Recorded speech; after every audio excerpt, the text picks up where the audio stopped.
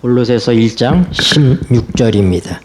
만물이 그에게, 네, 우리 찾으셨으면은 한 목소리 읽으시겠습니다. 만물이 시작.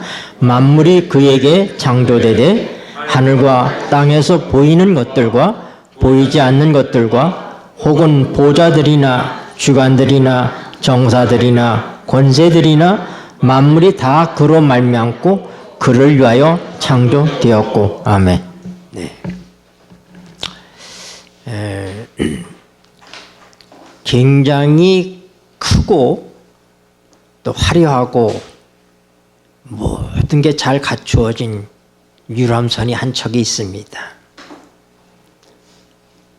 그 유람선은 최신식 그런 시설로 다 갖춰져 있습니다.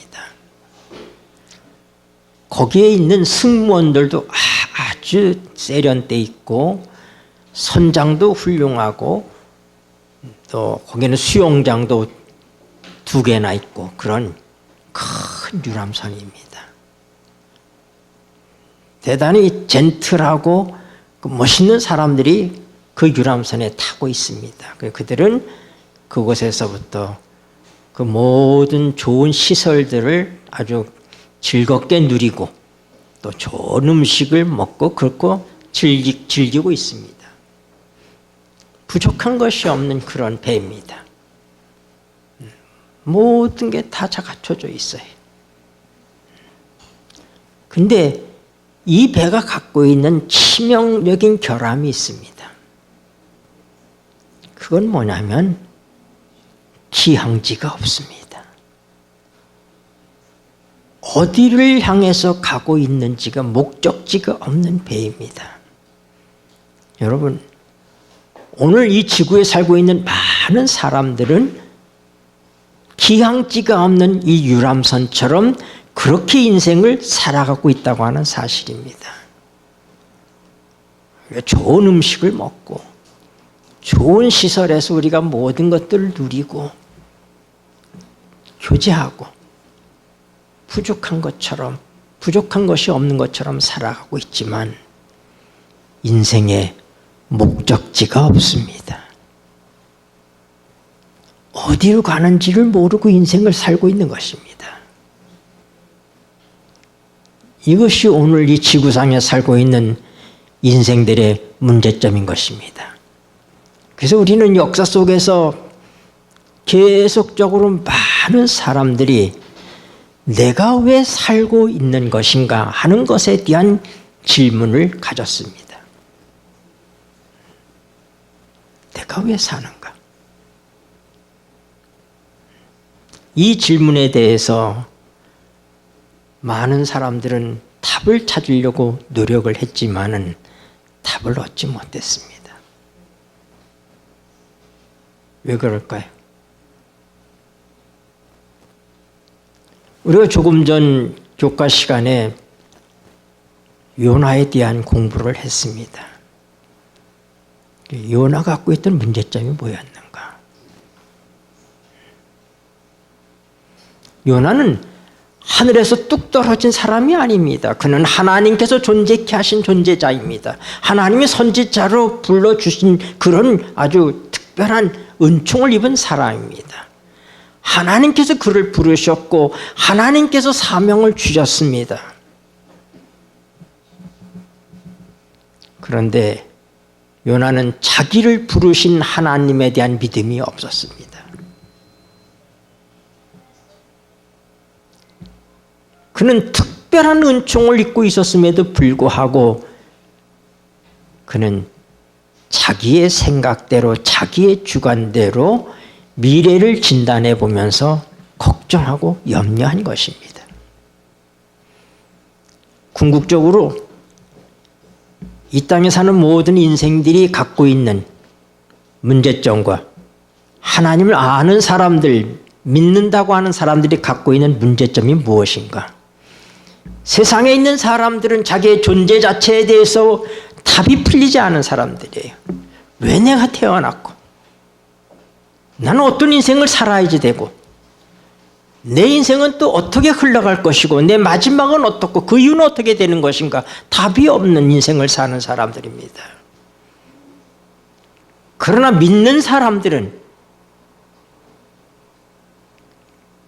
그들은 이 문제들이 해결을 받은 사람들이에요. 근데 믿는 사람들이 갖고 있는 문제점은 뭐냐면 그들이 바로 그 믿는 것에 결함이 있다고 하는 것입니다.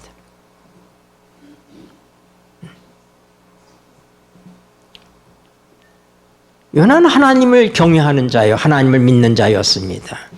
그러나 정작 그는 하나님을 믿는 일에 실패했습니다. 아브라함도 마찬가지였습니다. 그러므로 이 땅에 있는 하나님을 모르는 비그리스도인들과 하나님을 믿는 신자들 사이의 문제점이 어떻게 다르냐? 우리들의 문제점은 뭐냐? 우리의 문제점은 믿음에 있다고 하는 것입니다. 우리가 믿는 자라고 얘기하잖아요. 그러므로 사단의 무서운 공격은 믿는 자들에게 대해서 뭐라고요? 믿음의 확신이 없어지도록 하는, 믿음을 결여하게 만드는 그것이 사단의 공격이고 도전입니다. 반면에 하나님을 모르는 사람들에게서는 언제나 뭐예요? 자기 중심적인 생각에서부터 답을 찾으려고 그렇게 우리를 사단이 유도합니다. 그러나 여러분 저희 집에 가면 쓸데없는 약들이 참 많아요. 근데 어떤 약들은 도대체 이 약을 어디다 먹는 건지를 모르겠어요. 약은 있는데 설명서가 없어요. 옛날에는 제가 기억을 하고 있었겠죠. 그 약의 용도에 대해 기억을 했겠지만은 시간이 지나고 나니까 그 기억이 없어지고 그 약의 자체에는 사용 설명서가 없습니다. 쓸모가 있어요, 없어요? 사용 설명서가 없는 약은 쓸모가 없어요. 그런데 참 기가 막힌 것은 약은 있는데 그 약은 스스로 자기의 존재를 설명해 주지 않는다 이 말입니다. 약이 스스로 나는 어떻게 만들어졌고 어떤 효용이 있고 어떻게 먹어야 된다고 하는 그런 얘기를 약은 스스로 존재는 하지만은 그 약은 스스로 그렇게 할 수 없다고 하는 것입니다. 여러분, 우리는 존재하는 약처럼 존재는 하지만은 우리가 우리 스스로 설명할 길이 없습니다. 우리가 왜 태어났고 왜 살고 어떻게 될 것인가? 사용 설명서 없는 쓸모없는 약처럼 하나님 없는 존재는 왜요? 우리의 존재의 문제는 우리를 존재케 하신 분이 답을 갖고 계시다 이 말입니다. 네.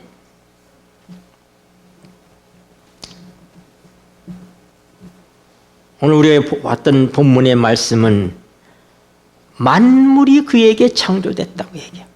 만물이 그에게 창조됐고 하늘과 땅에서 보이는 것들과 보이지 않는 것들과 혹은 보좌들이나 주관들이나 정사들이나 권세들이나 만물이 다 그로 말미암았다. 그리고 그를 위하여 창조되었다. 이 그가 누굽니까? 예수 그리스도입니다.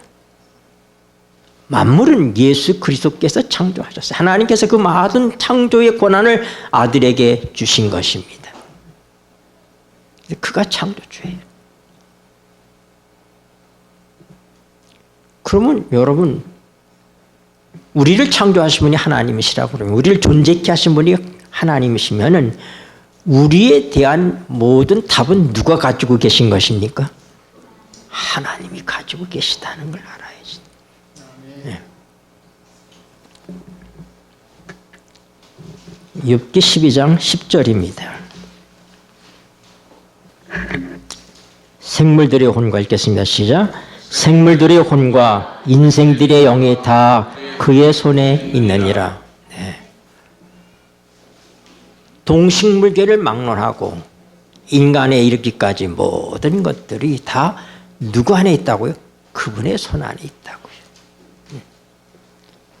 그래서 우리는 우리의 존재의 이유와 내 삶의 의미와 목적을 알기 위해서 우리는 우리 자신을 아무리 들여다봐야 소용이 없어요. 요나가 잘못한 게 뭡니까?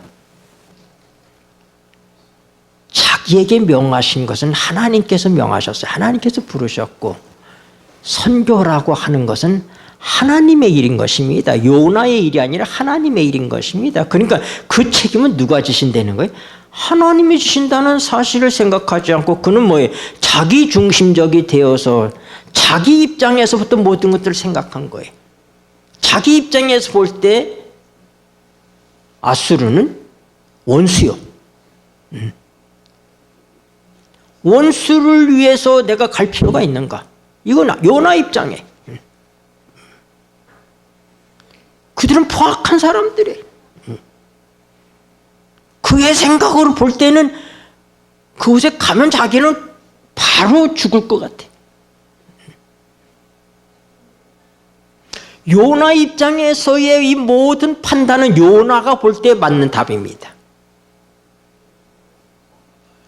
그 요나는 자기 중심적으로 모든 것을 판단하고 생각했기 때문에 자기 생각대로 다시스로 도망간 거예요. 살기 위해서. 요나 입장에서는 잘한 거예요, 잘못한 거예요? 잘한 거지. 잘한 거지. 그러나 요나는 하나님을 믿지 못했다고 하는 것입니다.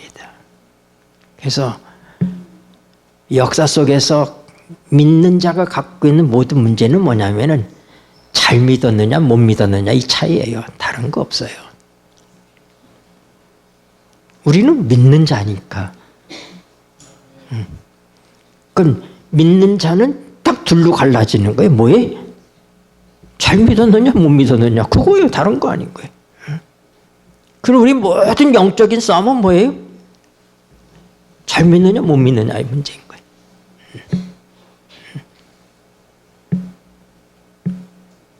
그러나 사단은 언제나 뭐예요? 네 꼬라지를 보라고 하는 거지 사단이 얘기하는 거예요. 널 보라 이거예요. 널 보라 이거예요. 내가 나를 보니까 여러분 생각해 봐요. 12 정탐꾼과 여호수아 갈렙의 차이가 뭐예요? 그들은 믿는 자 속에 들어가 있는 사람이에요. 그들이 왜 정탐을 갔어요? 누가 정탐을 보냈습니까? 누가 가나안을 약속했습니까?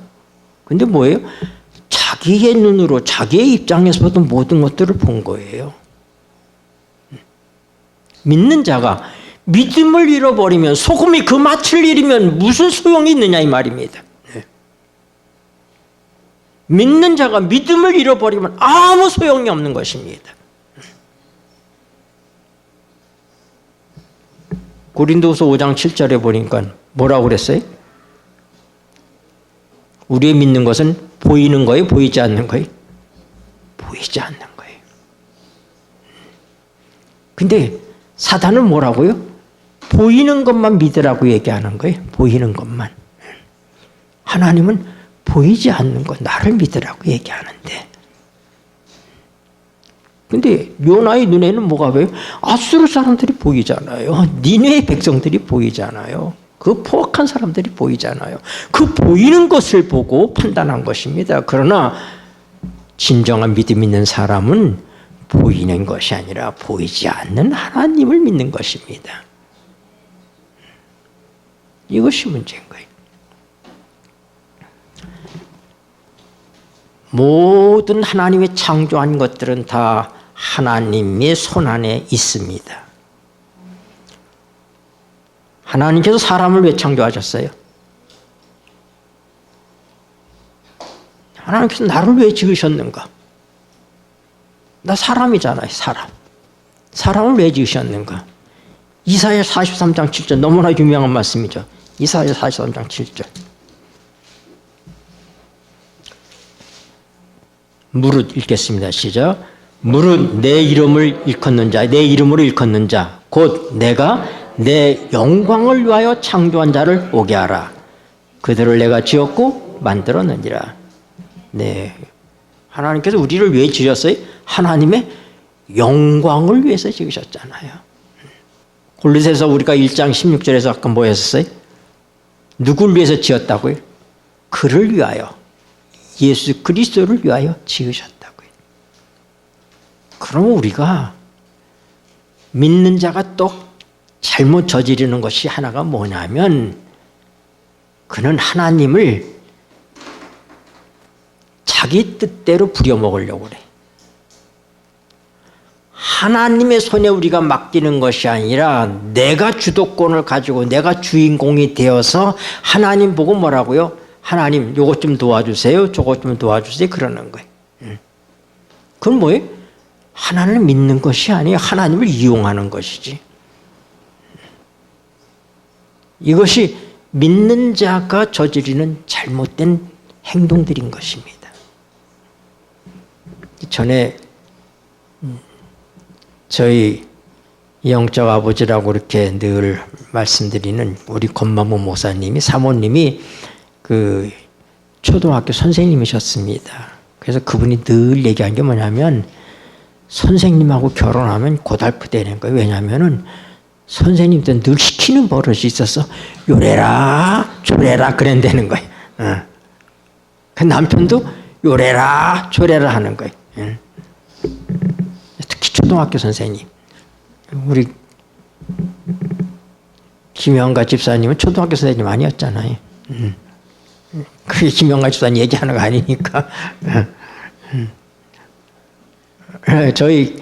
저희 막내 이모님이 이제 80이 넘으셨는데 혼자 사셨어요. 평생 초등학교에서 교편을 잡고 결혼을 안 하고 그렇게 늙으셨는데, 우리가 그 이모님은 무척 저를 사랑하십니다. 사랑하시지만 우리가 그 이모님을 봐도 그 선생님 하시던 그 때를 절대 못 벗어나십니다.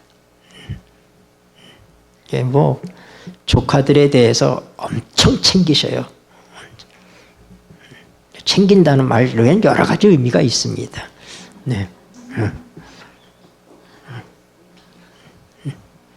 저는 좋은 의미로, 저 개인에게서는 좋은 의미로. 근데 다른 사람들에게 있어서 볼 때는, 저한테는 엄청 참 좋게 하시고 사랑하시고 그렇게 하시지만은, 다른 조카들의 입장에서 놓고 볼 때는 좀 엄청 챙기시는. 우리를 하나님께서 창조하셨기 때문에 창조하신 목적이 있습니다. 그럼 우리는 하나님께로 돌아가지 않는 한 어떻게 해요? 우리 인생의 문제에 답이 없습니다. 무신론주의자인 버트란드 러셀 같은 사람도 뭐라고 얘기하냐면, 신이 있다고 가정하지 않는 한 삶의 목적에 대한 질문은 무의미하다. 무신론주의자들이 이렇게 얘기하는 거예요. 신이 없다면 인생의 목적에 대한 질문은 의미가 없다.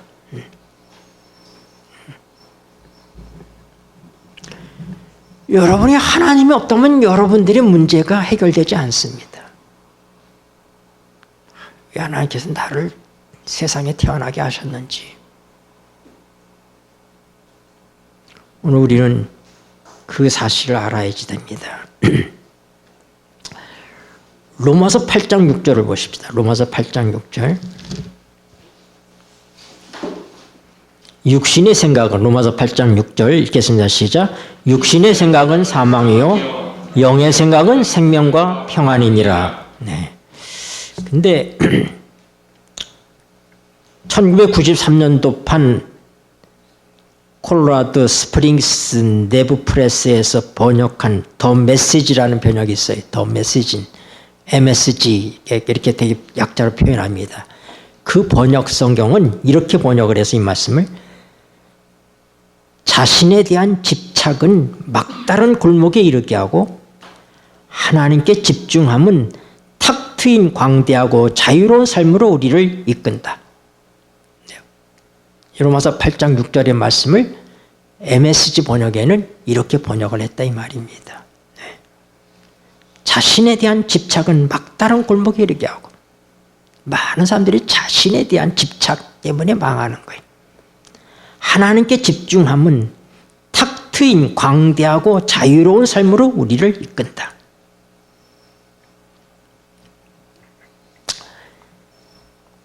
삶의 의미와 목적을 발견해 주게 한다고 하는 그 많은 지침서들이 나와 있습니다. 셀프헬프. 근데 그 지침서에 보면은 뭐를 강조하면 이렇게 얘기해. 당신의 꿈을 생각하라. 가치관을 명확히 하라. 목표를 설정하라. 그것을 이루기 위해서 노력하라. 꾸준히 자신을 훈련시키라. 목표를 이룰 수 있다고 믿어라. 다른 사람과 꿈을 공유하라. 절대 포기하지 말라. 근데 이게 다 뭐예요? 전부 자기중심적이잖아요. 네. 그러니까 세상에서 인생의 삶의 의미와 목적을 발견하고 그렇게 의미 있게 살아가기 위해서는 이렇게 하라 이렇게 하라 하는 많은 지침서들이 나왔는데 그 모든 얘기들이 다 훌륭해 보입니다. 근데 그게 다 뭐예요? 모두가 다 자기 자신에게 집중하고 있다고 하는 거예요. 거기에는 자기 자신에게 집중하면 어디로 간다고요? 막다른 골목으로 간다고요. 로마서 8장 6절에 다른 번역의 말씀이 그렇다 이 말입니다. 막다른 골목으로 답이 안 나온다 이 말입니다. 물론 이렇게 하면은 조금 인생에 있어서 또 나아지고 성공하는 것처럼 보일 수는 있습니다. 그러나 그게 무슨 의미예요? 공부하는 학생들에게 물어봅니다. 너 왜 그렇게 열심히 공부하니? 고등학생들에게, 고3 학생이 버리면 대학 가려고요. 좋은 대학 가려고요. 그럼 너 좋은 대학 가서 뭐 할래? 학교 졸업한 다음에 좋은 데 취직해야지요. 그럼 좋은 데 취직하면 뭐 하냐? 그래야 예쁜 섹시여서 장가 갈 수 있죠. 그럼 장가 가서 뭐 할 건데? 애 낳고 사는 거죠. 그 애 낳고 살아서 뭐 할 건데? 물어도 답이 없잖아요. 이게 우리들이 인생에 사는 모습이에요. 네. 그래서 우리가 우리 자신에게 골똘하는 한 우리 인생의 문제는 뭐예요? 근본적인 해결점이 없다 이 말입니다.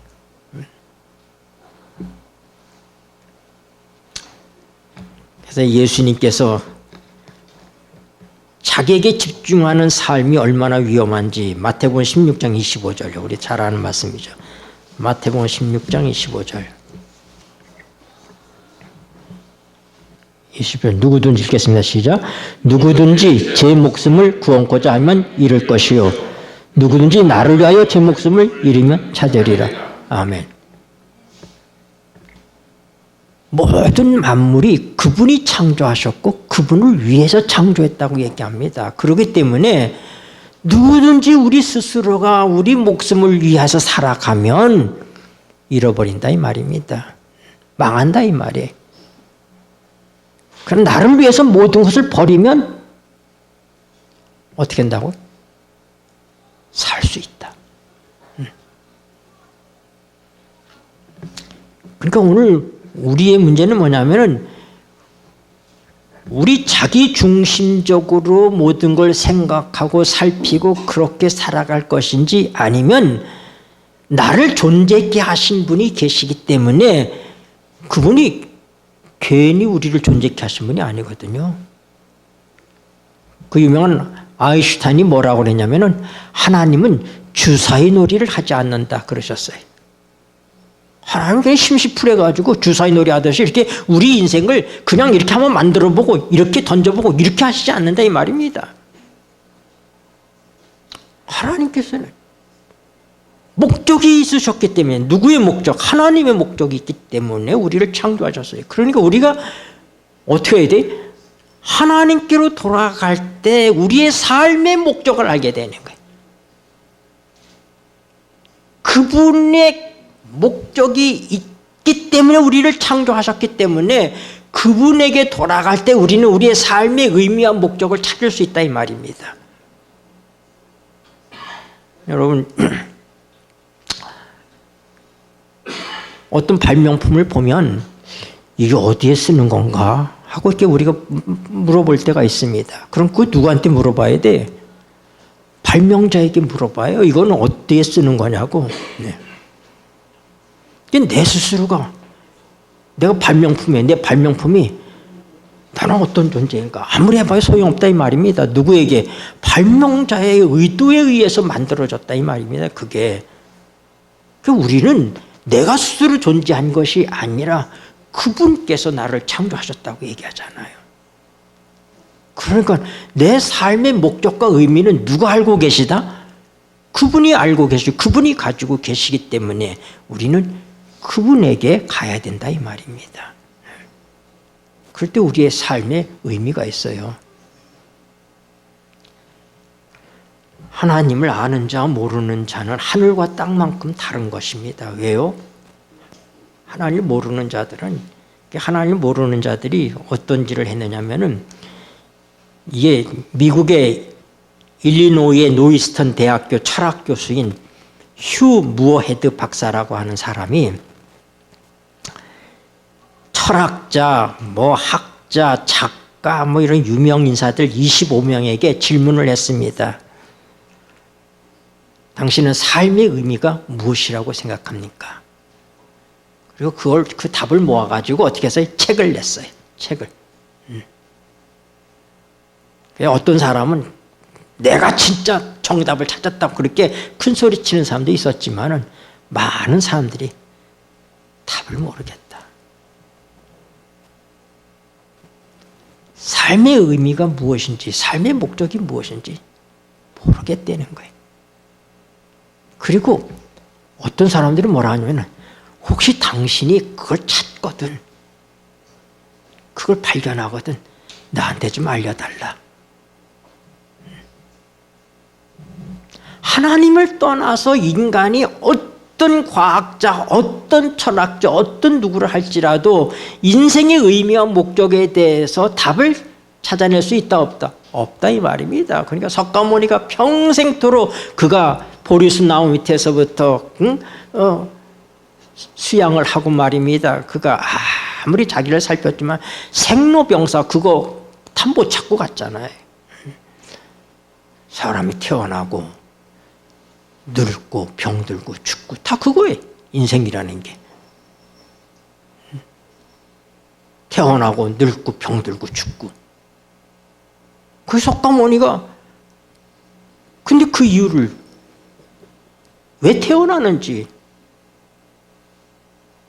왜 늙는지, 왜 병드는지, 왜 죽는지 모르는 거예요. 그러니까 인간이 자기 중심적인 입장에서부터 인생을 살피면 답이 있다 없다? 없다 이 말입니다. 그건 막다른 골목이라고 얘기했잖아요. 로마서 8장 6절에. 그건 막다른 답이 없다. 고린도전서 2장 7절 보십시다. 고린도전서 2장 7절.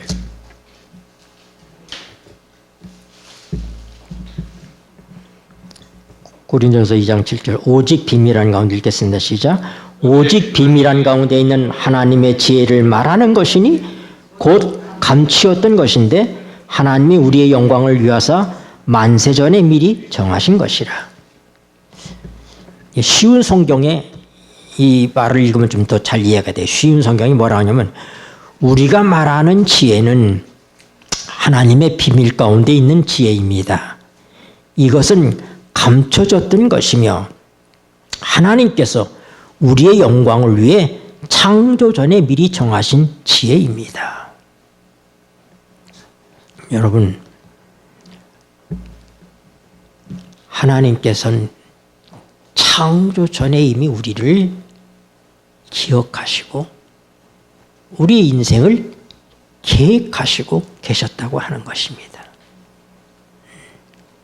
어떤 한 인생도 하나님의 눈을 벗어나서 하나님의 의도와 다르게 이 세상에 태어날 존재는 없습니다. 하나님은 모든 사람을 하나님께서 직접 관여하셔서 이 땅에 태어나게 하셨다 이 말입니다. 하나님께서는 나라는 존재를 만들어내시기 위해서 한 남자와 한 여자를 이미 하나님께서 보아두시고 그 두 사람의 유전자가 합쳐질 때 내가 만들어진다는 사실을 알고 그 모든 걸 계획하셔서 우리가 태어나도록 하신다고 하는 거예요. 그래서 잘못 맺어진 부부는 있지만 부모는 있지만은 잘못 맺어진 부모는 있지만은 잘못 태어난 자식은 없다고 하는 거예요.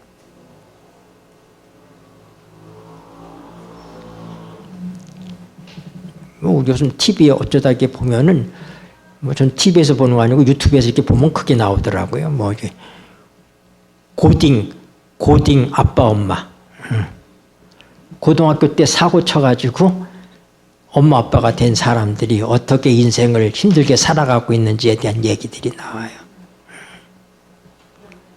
근데 미국의 한 베티라고 하는 여자애가 그렇게 고등학교 때 엄마 아빠가 사고를 쳐가지고 어쩔 수 없이 맺어져서 태어났어요. 얘가 태어났는데 늘 엄마 아빠하고 사랑해서 결혼한 게 아니라 그냥 장난치다가 애가 생겨가지고 결혼을 했으니까 둘이 뜻이 안 맞아서 맨날 싸우고 어떻게 또 둘째 애가 임신해 있는 그 상황에 또 그 아빠가 다른 여자한테 또 임신을 시켜가지고 엄마하고 싸우고는 그것 때문에 싸우고는 그냥 그 여자한테 가버렸단 말이에요. 그게 이 아이 한 5살 때예요. 이후에 그가 결혼을 했어요. 그리스도인 남자를 만나서 결혼을 했는데 행복할 줄 알았던 그 가정이 행복하지 않은 겁니다. 그래서 급기야는 이유를 모르겠는데 행복하지 않아요. 그래서 이혼을 결심하게 되고 이혼하기 전에 목사님한테 상담을 요청하게 됐어요. 그래서 목사님을 찾아가서 저희가 따져보면 아무런 불평할 게 없는데 문제가 없는데 행복하지 않습니다. 이유가 뭔지 모르겠습니다. 그래서 이렇게 사는 것이 의미가 없는 것 같아서 이혼하려고 그러긴 하는데 그러기 전에 목사님께 한번 여쭤보려고 왔습니다. 그래서 목사님이 이 베티의 그 출생에서부터 얘기를 다 하게끔 해서 다 들어봤어요. 그런 다음에 아빠가 너를 두고 나갈 때 이게 그 아이들이 이렇게 요람 있잖아요. 이게 그 침대에 자 이렇게 있는데 아빠가 이제 마지막으로 집을 나갈 때 그때 내가 아빠에게 해주고 싶었던 얘기가 뭐냐? 그랬더니 이 베테라고 하는 이 여자가 갑자기 어린아이가 돼서 어린아이의 목소리를 가지고 아빠 제발 나를 버려두고 가지 마세요 하고 그렇게 얘기를 하는 거예요. 그 자기의 그 가슴에 묻어뒀던 그 아빠가 자기를 버리고 떠날 때 그가 하고 싶었던 얘기를 한 것입니다. 목사님께서 숙제를 줬어요. 베티, 새로운 한 주일 동안에 내가 엄마의 뱃속에 잉태되고 있을 때 하나님은 무엇을 하고 계셨는지를 한번 생각해 보라고. 그래서 그렇게 약속을 하고 왔습니다. 그리고 이제 수시로 생각을 해보는 거예요. 생각을 하는데 생각나는 게 뭐밖에 생각하냐면 내 모친이 죄악 중에 나를 잉태하였으며 이 말밖에 생각이 안 나는 거예요. 아무것도 그 말밖에는 그래, 우리 엄마가 사고 쳐가지고 날랐어. 나는 태어나지 않아야 될 사람인데 태어났어. 이것이 그의 내리속에 꽉 박혀 있는 거예요.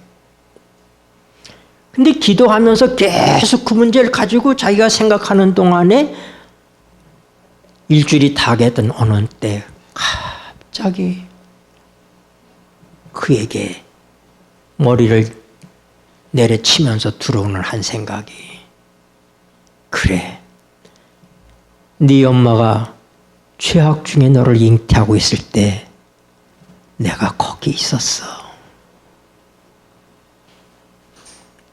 너를 내 엄마의 백 속에서 태어나게 한 잉태시킨 사람이 나 하나님 나야. 그가 그 사실을 깨달았어요. 그리고 목사님을 만나서 얘기하는 거예요. 일주일 내내 생각해 봤는데요, 내 모친이 죄악 중에 나를 잉태하였으면 이거밖에 생각이 안 났습니다. 그게 답답하게 일주일을 보내던 어느 날 갑자기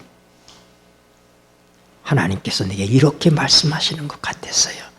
베티야, 내 엄마가 너를 잉태하고 있을 바로 그때에 내가 거기 있었어.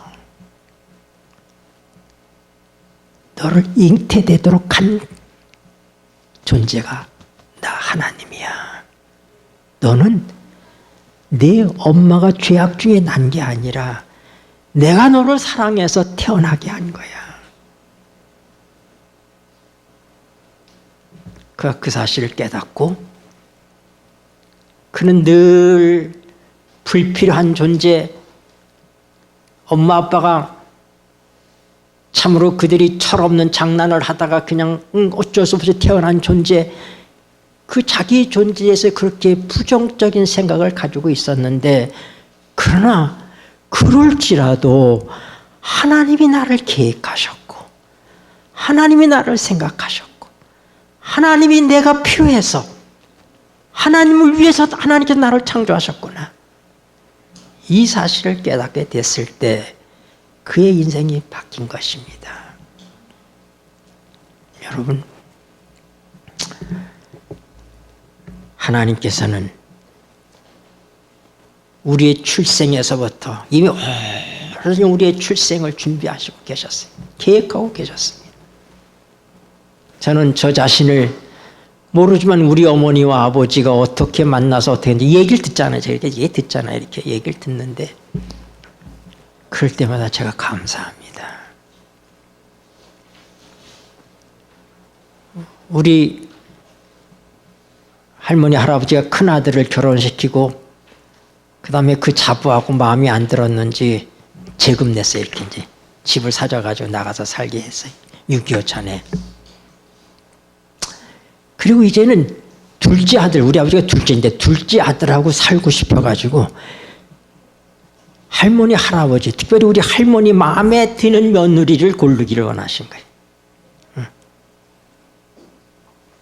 그런데 우리 할머니의 친정 여동생이 있는데 언니 집을 자주 오고 갔던 것 같아요. 내게는 이모 할머니죠. 그러니까 친정 그 여동생이 언니의 그런 뜻을 알아가지고 중매를 했는데 어떤 중매를 했느냐. 시댁의 조카, 시숙의 딸, 우리 엄마가 우리 이모 할머니의 시숙의 딸이에요. 그러니까 사돈간이지. 그러니까 시숙의 딸하고 친정 조카하고 중매를 한 거예요. 그렇게 해서 결혼도 하기 전에 우리 아버지는 고려대학교 법대 상상이고 우리 엄마는 그냥 시골 여자니까 이제 착하고 예쁘고 그냥 그런 거니까 우리 할머니가 그런 사람을 원했으니까 신식 여자를 원한 게 아니라 그런 여자를 원했기 때문에 우리 엄마를 데려온 거예요. 데려와서 그 결혼을 시켜가지고 어떻게 했느냐? 뭐 제가 알기는 뭐 결혼식도 그때 안 했을 때라고 생각이 돼요. 그러니까 데려와서 결혼식 전에 시댁에 이미 온 거예요. 우리 어머니가 와서 시댁의 여러 가지를 배우기 위해서 온 거야. 배우기 위해서. 근데 우리 아버지가 이제 우리 어머니를 공부를 가르친다고 매일 밤마다 데리고 개인적으로다가 공부를 가르친 거야. 근데 공부만 가르친 게 아니라 나를 만들었어요.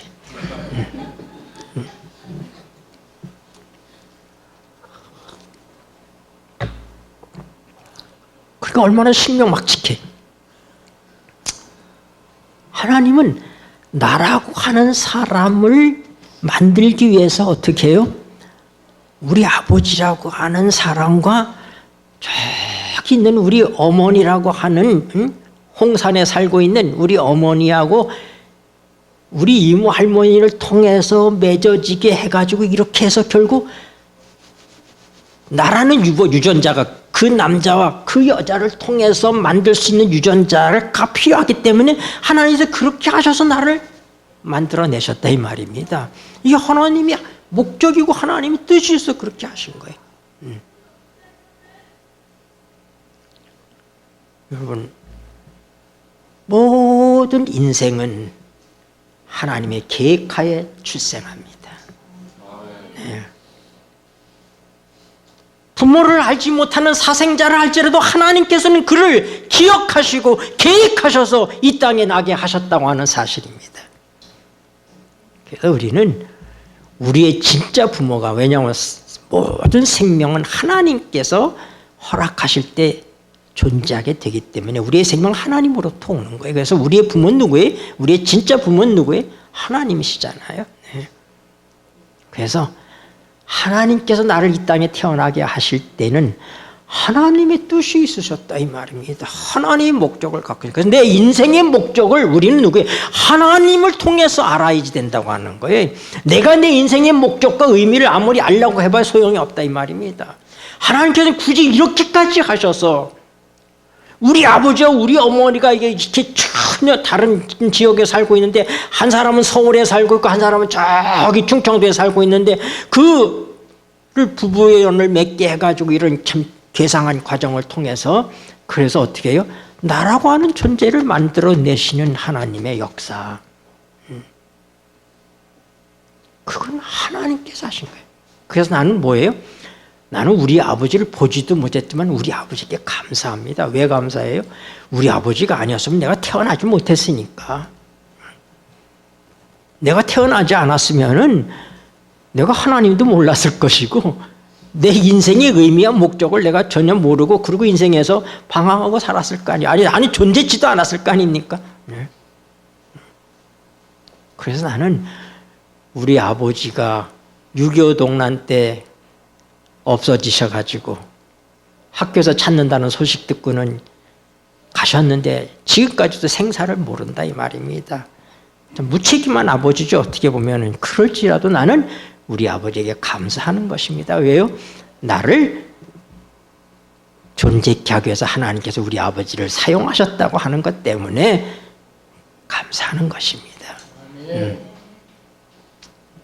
여러분, 우리는 참으로 하나님의 눈에 귀한 존재들입니다.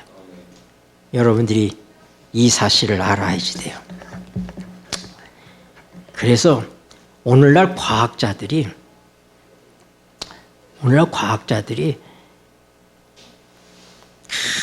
모든 것들을 연구하는 거예요. 연구하는데 여기 보면 그 마이클 덴톤 박사라고 있는데 뉴질랜드 오타고 대학의 인간 분자 유전학의 수석 연구자라고 그랬어요. 근데 이 사람이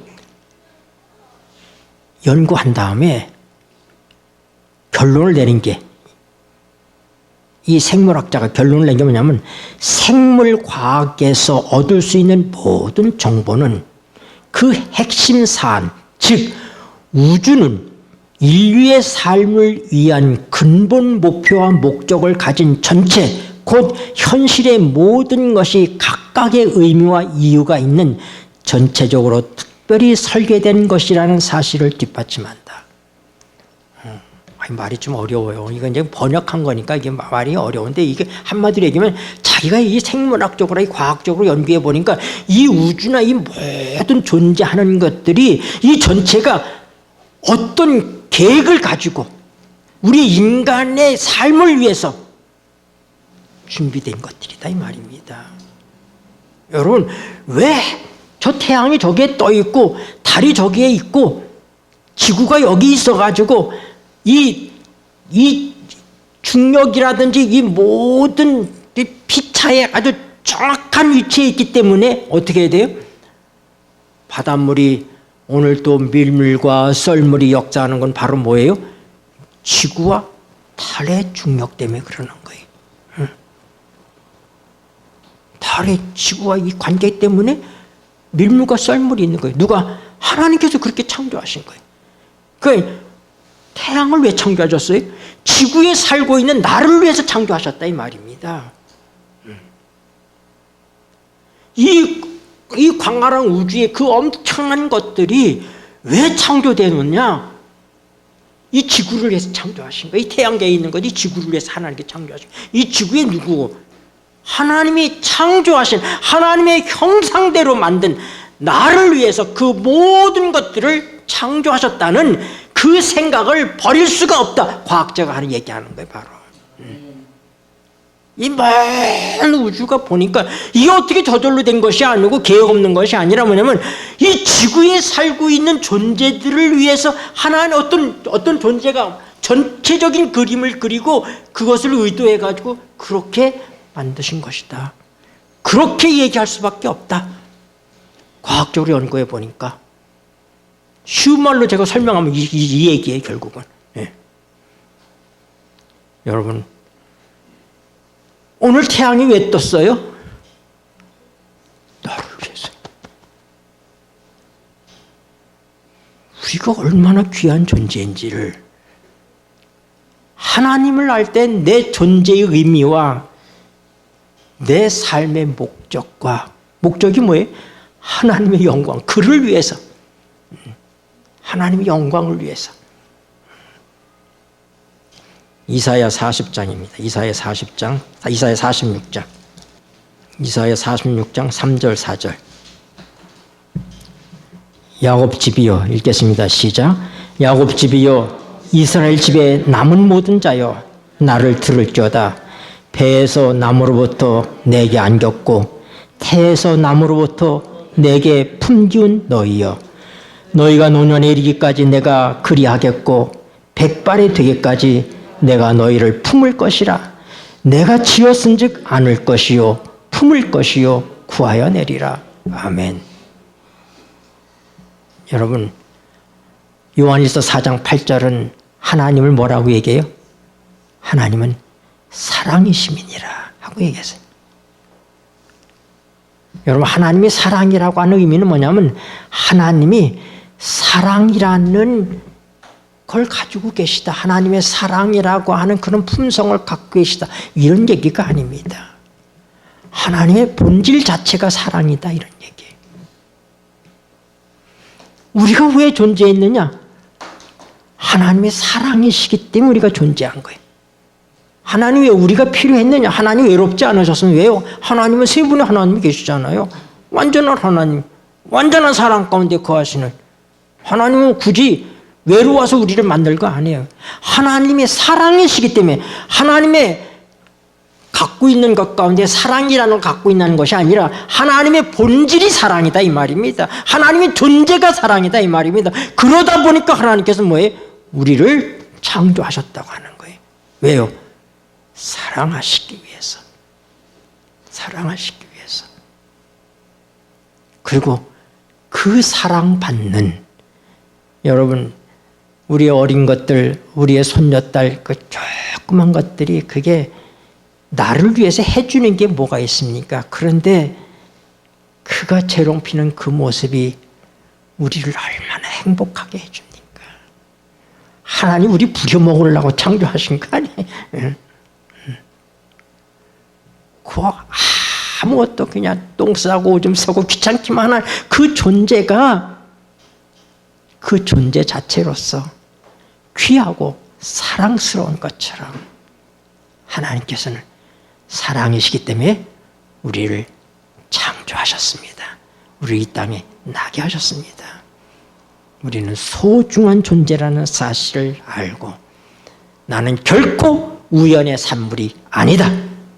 하나님의 오래전에 계획된 하나님의 계획과 목적 속에 하나님께서 나를 이 땅에 태어나게 하셨다. 이 사실을 언제도 잊지 않고 하나님께 감사하고 당당하게 살아가시고, 나는 누구를 위해서, 그 어린애가 빵긋빵긋 웃는 것이 나를 행복하게 해주잖아요. 그렇게 하나님을 행복하게 하는 존재로 나를 창조하셨다 이 말입니다. 네, 기도하시겠습니다. 고마우신 하늘아버지, 그 많은 사랑 가운데 하나님께서 우리 한 사람 한 사람을 기억하시고 계획하시고 목적을 가지시고 우리를 이 땅에 태어나게 하셨다는 이 놀라운 사실을 인하여 감사를 드립니다. 그리고 우리의 존재 자체가 하나님을 위하고 있다는 사실을 알게 해주셔서 우리가 우리 스스로 삶을 사는 것이 아니라 우리를 창조하신 창조의 목적에 맞춰서 그분을 위해서, 우리 예수님을 위해서 우리의 삶을 살아가는 것이 하나님에게 기쁨이요 우리의 축복이라는 사실을 알고 그렇게 살게 하여 주시옵소서. 예수님의 이름으로 기도드립니다. 아멘. 하늘의 별 울려 퍼지는 외성, 주님의 권능 우주에 찬네.